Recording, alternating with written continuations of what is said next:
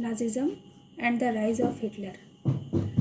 Hitler का उदय कैसे हुआ ये हम इस चैप्टर में पढ़ेंगे।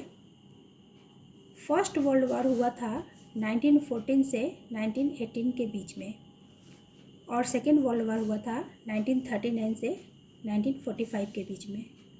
फर्स्ट वर्ल्ड वॉर में एक तरफ एलाइज थे इंग्लैंड, फ्रांस, यूएसएसआर और यूएसए, और एक्सिस वाले देश थे जर्मनी, ऑस्ट्रिया और इटली। जर्मनी, ऑस्ट्रिया और इटली थे। तो फर्स्ट वर्ल्ड वॉर में जर्मनी हार गया और एलाइज के जो देश थे उन्होंने जर्मनी पर बहुत कठोर शर्तें लाद दी। उससे युद्ध का पूरा हर्जाना वसूला गया। उसका जितना भी लोहा वाला, माइनिंग वाला जितना भी एरिया था सब जीते हुए देशों ने आपस में बांट लिया और जर्मनी की सेना को भी मतलब पूरी तरह से समाप्त कर दिया गया। तो इससे जर्मनी की हालत बहुत ख़राब हो गई। इसी सिचुएशन में, ऐसी परिस्थिति में जर्मनी में हिटलर का उदय हुआ और जर्मनी की जनता को लगा कि हिटलर ही हमारे देश को अच्छे पोजीशन में ला सकता है और जनता ने हिटलर का सपोर्ट किया और तब हिटलर वहाँ का डिक्टेटर बना और उसने विदेश के साथ की गई सारी संधियाँ, सारे ट्रीटीज़ को उसने मानने से इनकार कर दिया और फिर उसने पोलैंड पर आक्रमण कर दिया, जिसके कारण फिर सेकेंड वर्ल्ड वॉर शुरू हो गया। और सेकेंड वर्ल्ड वॉर 1945 में ख़त्म हुआ। इसमें भी जर्मनी की हार हुई। जिस समय हिटलर अपनी सत्ता में था, जर्मनी का डिक्टेटर बना था, उस समय उसने विदेशियों से किया गया ट्रीटी को तो ख़त्म कर ही दिया, लेकिन जर्मनी के अंदर भी उसने कई तरह के अत्याचार किए। उसका मानना था कि जर्मन जाति के लोग सबसे अच्छे होते हैं और उन्हें ही रूल करने का अधिकार है, उन्हें ही धरती पर जीने का अधिकार है, और बाकी सब जो जर्मन में रहने वाले दूसरी नस्ल के जो लोग थे, दूसरी जातियों के जो लोग थे जैसे ज्यूस, इन लोगों को उसने मौत के घाट उतार दिया। जर्मनों को छोड़ के बाकी किसी को उसने नहीं छोड़ा। सभी को उसने बहुत ही सभी पर अत्याचार किया, उन्हें मौत के घाट उतारा। यहाँ तक से कि जर्मनी की जब खबर विदेशों में जाती थी तो दूसरे देश भी इस बात से नाराज़ होते थे। तो जब सेकेंड वर्ल्ड वॉर ख़त्म हुआ तो जर्मनी में जो नाजिज़्म जितने भी थे, नाजिज़्म मतलब नाजी विचारधारा को मानने वाले या नाजिज़्म के जो सपोर्टर थे, उन्हें ऐसा लगा कि फर्स्ट वर्ल्ड वॉर के बाद तो हमारे देश की हालत इतनी ख़राब थी, अब सेकेंड वर्ल्ड वॉर के बाद जो जीते गए राष्ट्र हैं, जीते गए जो देश हैं, वो हमारे साथ क्या हरकत करेंगे, क्या हाल करेंगे हमारा। इसलिए बहुत सारे नाजिज़्म के सपोर्टर जो थे वो पहले से ही सुसाइड कर लिए, आत्महत्या कर लिए। तो ये कहानी जो है, जो हमारा चैप्टर जो शुरू होता है वो इसी समय से शुरू होता है।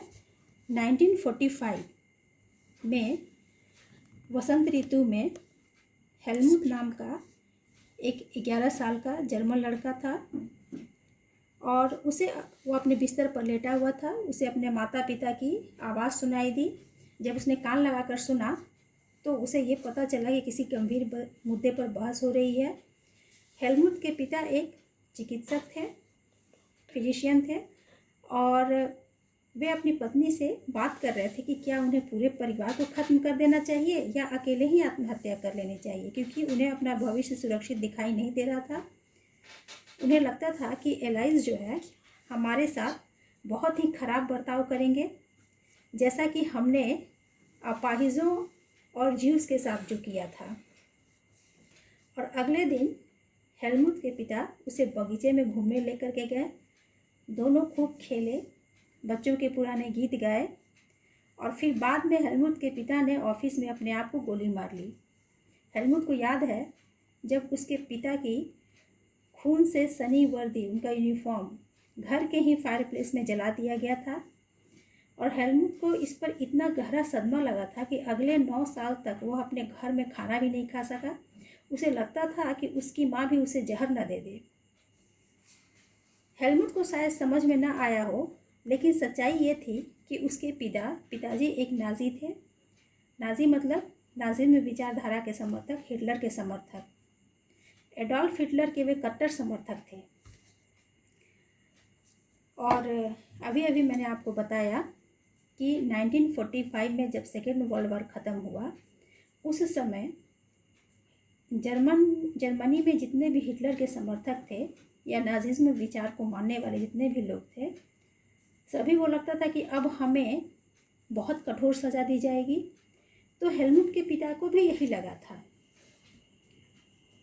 हिटलर जो था वो जर्मनी को दुनिया का सबसे ताकतवर देश बनाने के लिए जनता से वादा किया था। यही नहीं, वह पूरे यूरोप को जीत लेना चाहता था। उसका मानना था कि जर्मन जाति के लोग संसार में सबसे अच्छी जाति के लोग हैं और इन्हें ही पूरे संसार पर रहना चाहिए, पूरे संसार में रहना चाहिए और उन्हें पूरे संसार पर राज करना चाहिए। इसीलिए उसने जूस को मरवा भी दिया था। जूस जो थे जर्मनी में रहने वाले दूसरी जाति के लोग थे। तो अभी जो हम लोगों ने कहानी पढ़ी हेलमुट की, ये एक इक्का दुक्का घटना नहीं है। ऐसा कई लोगों के साथ हुआ और हम लोग अब नाजिज्म के बारे में पढ़ेंगे। नाजिज्म जो थी वो एक पूरे विचार का नाम था, पूरी संरचना का नाम था। अब हम लोग इस चैप्टर में पढ़ेंगे कि नाजिज्म क्या था और हेलमुट के पिता ने आत्महत्या क्यों की थी, वो किस चीज़ से डरे हुए थे। मई 1945 में जर्मनी ने एलाइज देशों के सामने समर्पण कर दिया था और हिटलर को अंदाज़ा हो चुका था कि अब जर्मनी हारेगा और मैं किसी भी तरह से जर्मनी को बचा नहीं पाऊंगा। तो हिटलर और उसके प्रोपोगेंडा मिनिस्टर गोएब्बल्स ने बर्लिन के एक बंकर में अपने पूरे परिवार के साथ अप्रैल में ही आत्महत्या कर ली थी। अप्रैल में उसने आत्महत्या की थी और मई में जर्मनी ने समर्पण कर दिया था। जब यह युद्ध खत्म हुआ तो जर्मनी के एक शहर न्यूरेमबर्ग में एक इंटरनेशनल कोर्ट बनाया गया, इंटरनेशनल मिलिट्री ट्रिब्यूनल। मतलब कि ये उन अपराधियों को सज़ा देता जो सेकेंड वर्ल्ड वॉर के होने के कारण थे। मतलब ये जो कोर्ट था ये जीते हुए राष्ट्र के द्वारा, जीते हुए देशों के द्वारा बनाया गया कोर्ट था और इसमें उन मामले की सुनवाई होनी थी कि सेकेंड वर्ल्ड वॉर का जो जिम्मेदार है उसको सज़ा दी जाती। तो इस अदालत में, इस कोर्ट में जो भी जर्मनों ने जो भी अपराध किए थे, जर्मनों मीन्स नाजियों ने जो भी अपराध किए थे उसके लिए उन पर मुकदमा चलाना था और जो लोग सेकेंड वर्ल्ड वॉर के जिम्मेदार थे उन्हें सज़ा देनी थी। साथ ही साथ यहूदियों को जिस प्रकार से मौत के घाट उतारा गया था, ज्यूस को जिस प्रकार से मारा गया था, उसके लिए भी मुकदमे की सुनवाई होनी थी। क्योंकि ज्यूस का या फिर जर्मन नस्ल के छोड़ के बाकी जो लोग थे उन पर जो अत्याचार किया गया था, इसके लिए भी जो एलाइज देश थे, जो जीते हुए देश थे, वो इसके लिए भी क्रोधित थे। तो दूसरे विश्व युद्ध में, सेकेंड वर्ल्ड वॉर में जर्मनी ने बहुत जनसंहार शुरू किया था, बहुत लोगों को मारा था और यूरोप में रहने वाले कुछ खास नस्ल के लोगों को तो पूरे ग्रुप में मारा गया था। इस युद्ध में करीब 60 लाख ज्यूस, 2 लाख जिप्सी और 10 लाख पोलैंड के नागरिक थे जो मारे गए थे। साथ ही साथ वैसे जर्मन नस्ल के लोग जो मतलब अपंग हो गए थे या अपाहिज हो गए थे, वैसे लोग भी मारे गए थे। लगभग 70,000 जर्मन लोग को भी मार दिया गया था जो किसी काम के नहीं रह गए थे। इसके अलावा जो राजनीतिक विरोधी थे, राजनीतिक विरोधी मतलब कि जर्मनी में ही नाजी पार्टी के जो लोग खिलाफ थे उनको भी मारा गया था। और इतने बड़ी तादाद में मारने के लिए गैस चैम्बर बनाया गया था जहां जहरीली गैस से हजारों लोगों को एक साथ मौत दी जाती थी।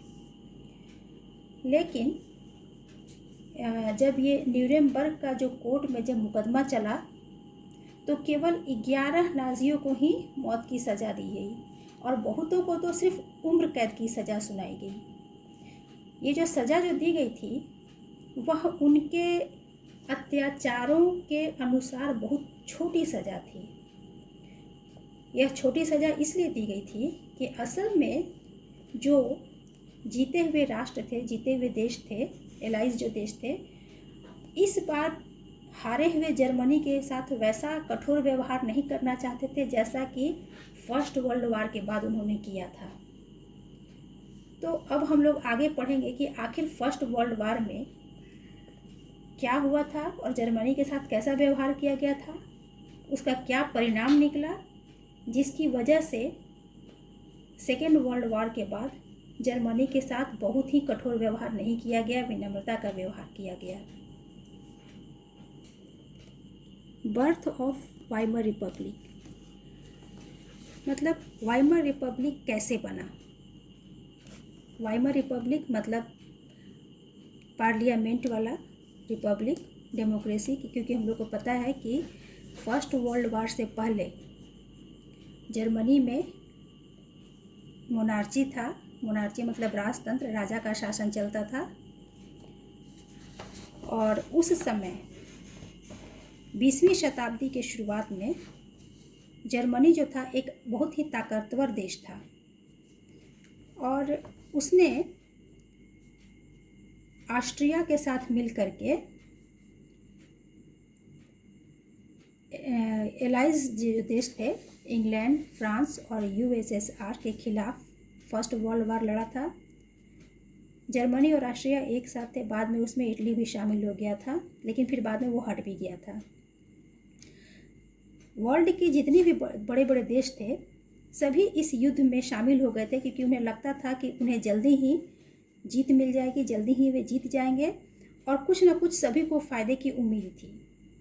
उन्हें अंदाज़ा नहीं था कि युद्ध इतना लंबा 4 साल तक चला जाएगा और उन्हें यह भी नहीं पता था कि इस युद्ध से पूरा यूरोप जो है, सबका इकोनॉमी जो है बिल्कुल बर्बाद हो जाएगा। तो जब जर्मनी ने युद्ध शुरू किया तो शुरुआत में फ्रांस और बेल्जियम को हराया, तो जर्मनी को शुरुआत में सफलताएं मिली। लेकिन ये 1914 में शुरू हुआ।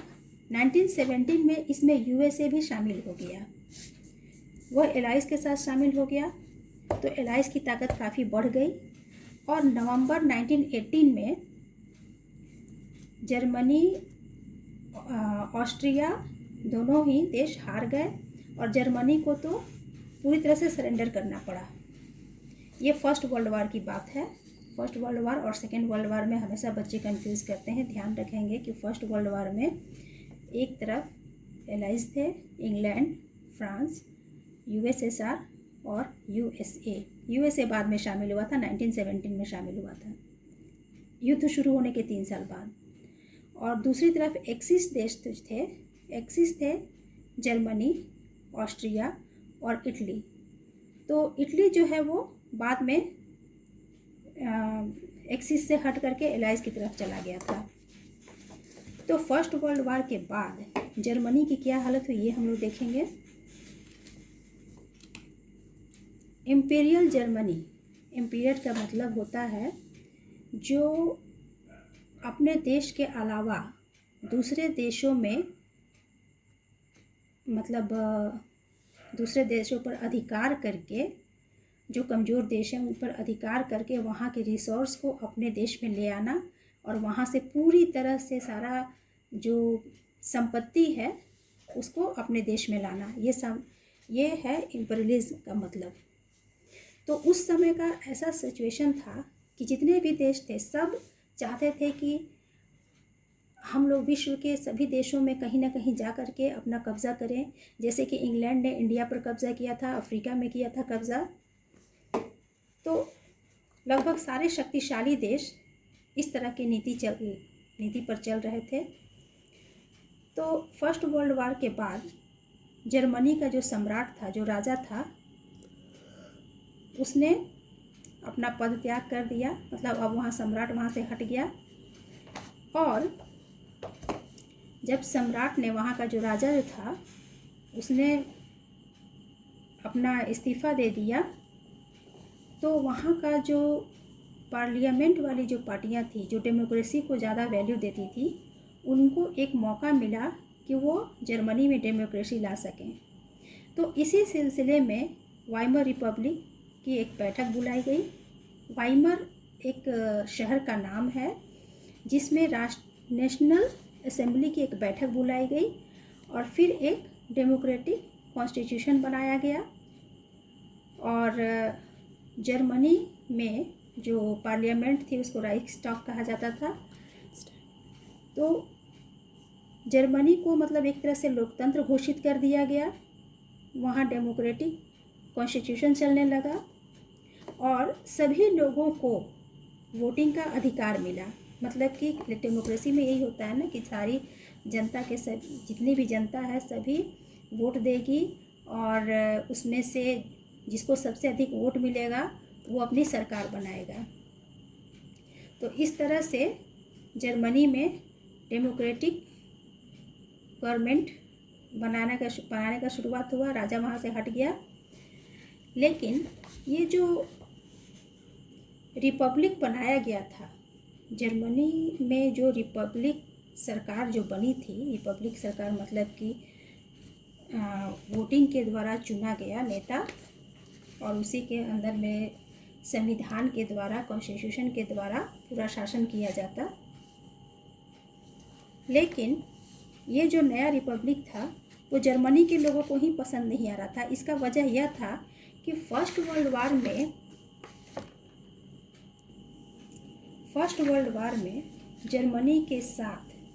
जर्मनी की पराजय के बाद जर्मनी के साथ जो कठोर व्यवहार किया गया था और जर्मनी की हालत और ख़राब होती जा रही थी। जर्मनी का सारा संपत्ति दूसरे देश अपने अंडर में कर चुके थे।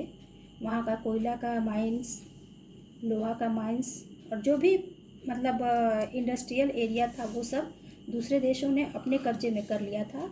तो जर्मनी की हालत बहुत ख़राब होती जा रही थी। और वाइमर रिपब्लिक जो बना था जर्मनी में, जो नया रिपब्लिकन डेमोक्रेसी वाला जो शासन बना था, इसके द्वारा जर्मनी की समस्या का समाधान नहीं हो पा रहा था। क्योंकि वोटिंग के द्वारा जब नई सरकार चुनी जाती थी तो किसी भी पार्टी को ज़्यादा वोट नहीं मिल पाता था, बहुमत नहीं मिल पाता था। नतीजा ये होता था कि बहुत जल्दी वो सरकार गिर जाती थी, फिर दूसरा इलेक्शन होता, फिर नई सरकार बनती, फिर वो सरकार अपना बहुमत साबित नहीं कर पाती। कुछ दिनों तक चलती थी, 200-250 दिन तक चलती थी और उसके बाद वो सरकार गिर जाती थी। तो एक प्रशासन में, एडमिनिस्ट्रेशन में एक स्थिरता होनी चाहिए जिससे कि कोई नई योजना बने और उस नई योजना को अमल किया जा सके, उसको चलाया जा सके, जो कि डेमोक्रेसी में नहीं हो पा रहा था। और एक चीज़ और भी इसमें बहुत इम्पॉर्टेंट है कि फर्स्ट वर्ल्ड वार के बाद जो वर्सल्स का जो ट्रीटी था, जो जर्मनी के साथ जीते हुए देशों ने किया था, यह ट्रीटी बहुत ही कठोर थी, बहुत अपमानजनक थी। और इसमें क्या क्या इसकी शर्तें थी वो बहुत शॉर्ट में आपके बुक में दिया हुआ है, उसको आपको पढ़ना है, उससे संबंधित क्वेश्चन आ सकता है। इस संधि के वजह से जर्मनी के अपने बहुत सारे कॉलोनी उसी को कहते हैं जब दूसरे देशों पर अधिकार करके वहाँ के रिसोर्सेज को अपने देश में लाना, वहाँ से कमाई करना। भले कॉलोनी जो है, वो जो कॉलोनी जिस देश को बनाए है वो देश गरीब हो जाए, मगर जो उस पर कब्जा किया हुआ है वो देश अमीर बनता चला जाएगा। तो जर्मनी जो था वो बहुत सारे अपने कॉलोनी को, अपनी 10% पॉपुलेशन को, 13% ज़मीन को, 75% आयरन का माइनिंग और 26% कोयला का जो माइनिंग था, माइंस था, वो सब उसे जीते हुए देशों को दे देना पड़ा। जीते हुए देश में फ्रांस, पोलैंड, डेनमार्क और लिथुआनिया थे। और जर्मनी की रही सही ताकत खत्म करने के लिए एलाइज देशों ने उसकी सेना भी समाप्त कर दी और साथ ही साथ युद्ध का जिम्मेदार जर्मनी को ठहराया गया और जर्मनी से उसके लिए कंपनसेशन भी मांगा गया। कंपनसेशन मांगा गया था 6 अरब पाउंड। एक तो उसका सारा इंडस्ट्रियल एरिया जहाँ से उसका प्रोडक्शन होता था वो सब देशों ने ले लिया, उसकी सेना ख़त्म कर दी, उसका सारा जितना भी माइंस था वो सब ले लिया। यहाँ तक से कि जो मिनरल्स वाला एरिया था राइनलैंड, उसको भी 20 साल के लिए जो देश थे वो अपने जीते हुए देश अपने कब्जे में रखे। तो बहुत सारे तो जर्मनों ने इस हार के लिए वाइमर रिपब्लिक यानी डेमोक्रेसी को ही जिम्मेदार ठहराया। क्यों जिम्मेदार ठहराया, इसको हम लोग अगले नेक्स्ट जो वीडियो है उसमें बताया जाएगा कि क्यों लोगों को रिपब्लिक पर भरोसा बिल्कुल नहीं, रिपब्लिक पर यानी डेमोक्रेसी पर बिल्कुल भरोसा नहीं था और डेमोक्रेसी को ही जर्मनी के साथ कठोर व्यवहार जब किया गया था, दूसरे देशों ने किया था, तो उसका जिम्मेदार उन्होंने रिपब्लिक को ही ठहराया। क्यों, ये हम लोग अगला वीडियो में देखेंगे।